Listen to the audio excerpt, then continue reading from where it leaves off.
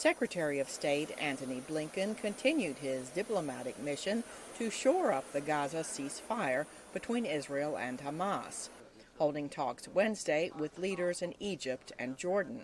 Blinken thanked both for the critical role they played in brokering the ceasefire and said U.S. diplomacy in the broader region will continue. If we want to avoid a return to the harrowing violence of recent weeks, the countries of this region need to help and support one another.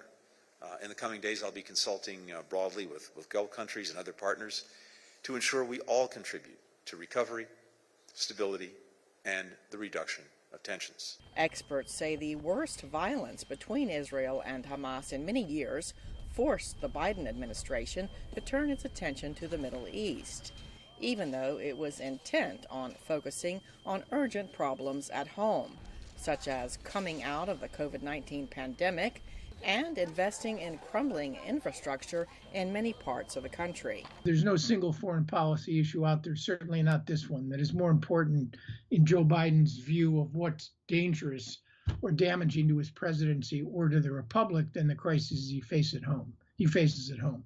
On Tuesday and Wednesday, Blinken held talks with several top Israeli leaders and Palestinian President Mahmoud Abbas, focusing on Israel's security and humanitarian aid to Palestinians. Experts say Blinken's immediate goals for the long-simmering Israeli-Palestinian conflict are modest. Maybe the objective of the administration is a two-state solution, but he doesn't see that as something in the immediate term in any event. And he's more focused on sort of solidifying, the calm after the hostilities in Gaza. He's talking about reopening the consul general in Jerusalem. It seems that there's an appointment of a new ambassador coming out to Israel as well. And I think he'd like to be able to get the parties to jumpstart what's been a dormant dialogue between them over many years.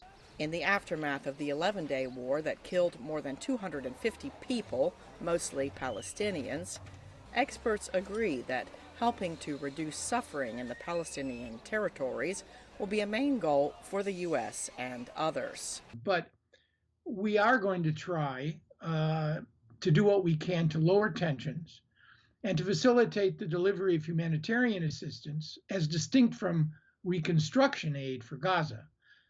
That's trickier because the question there is, how do you rebuild Gaza without throwing benefits and advantages Hamas's way? And that problem was not fixed in 2014 when the extent of devastation was much, much, much greater. And I think it's going to be very difficult to fix this time around as well. During his visit to Jerusalem, Blinken said leaders on both sides will need to chart a better course by making real improvements in the everyday lives of people in Israel, Gaza, and the West Bank. Saine, VOA News.